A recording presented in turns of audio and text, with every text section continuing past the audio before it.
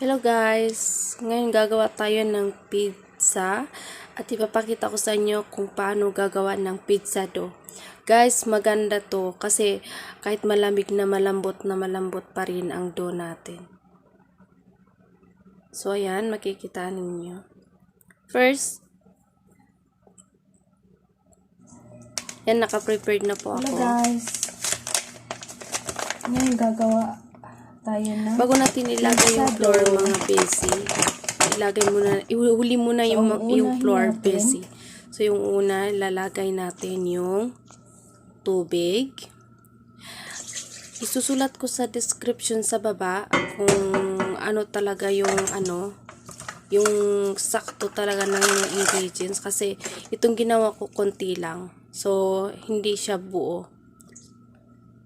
Unahin muna natin tubig, tapos yung kung may yogurt kayo, pwede ring laban, yung pampalambot siya ng ng dough, mga besi. Tapos lagyan natin ng sugar, 2 kutsara na malaki.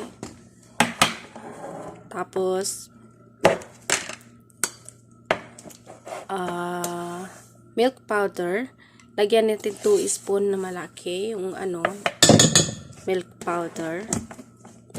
Supposed to be 4 na yan spoon, pero konti lang ang gagawin ko kaya half lang siya, pero isusulat ko sa description sa baba lahat step by step kung paano gagawin, or next video gagawa ko ng video. So yan yung yeast, lagyan natin siya 1 spoon na maliit. Baking powder 1/2 tablespoon. Yan mga beshi.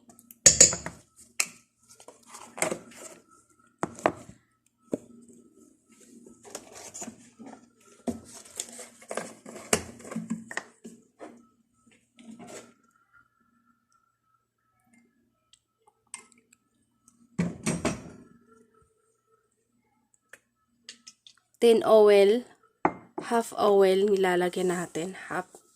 Ay, hindi half. Ano lang siya, 1/4. Huwag niyong pansinin yung gloves na gisi kasi yan nang sinuot ko siya.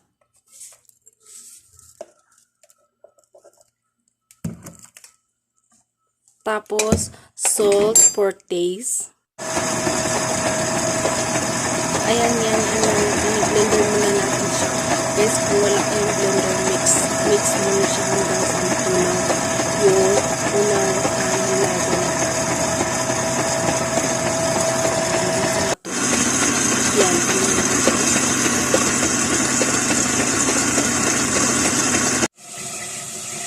So, ayan, lalagay na natin yung flour, arina.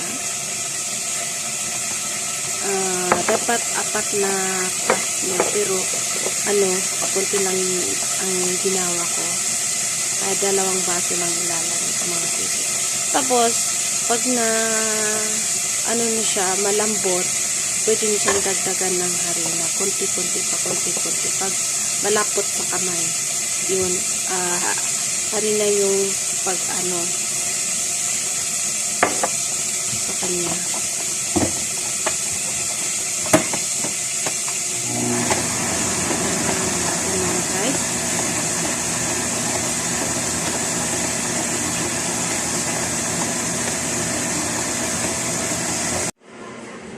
So, tapos na yung natin, yung dough natin.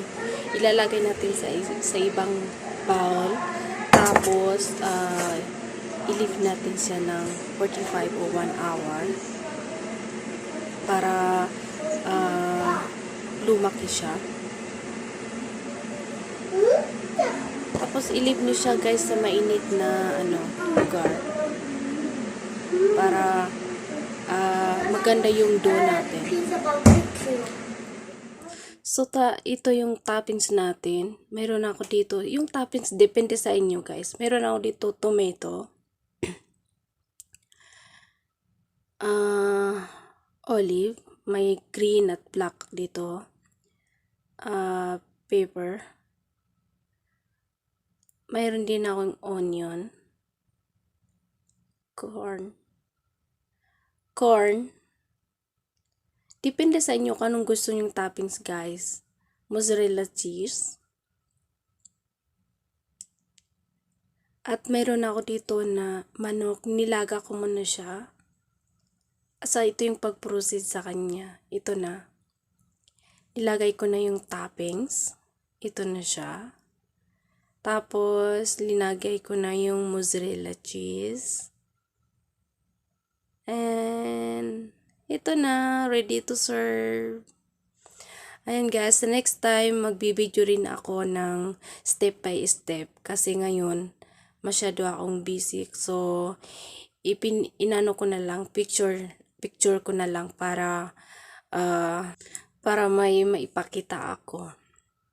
So yung ano guys, yung kung gusto niyo ng manipis, ng makapal, nasa inyo yan guys. Sobrang lambot talaga ng dough niya. Basta sundin lang yung step na step. Isusulat ko sa description sa baba, lahat step by step. Kung paano gagawin yung dough natin. Importante yung dough talaga, bes.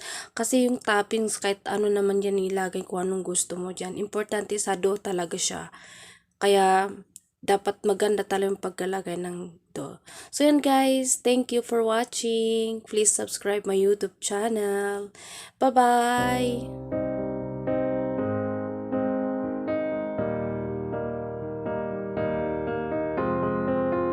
I will run, I will climb, I will soar. I'm undefeated. Oh, jumping out of my skin, pull the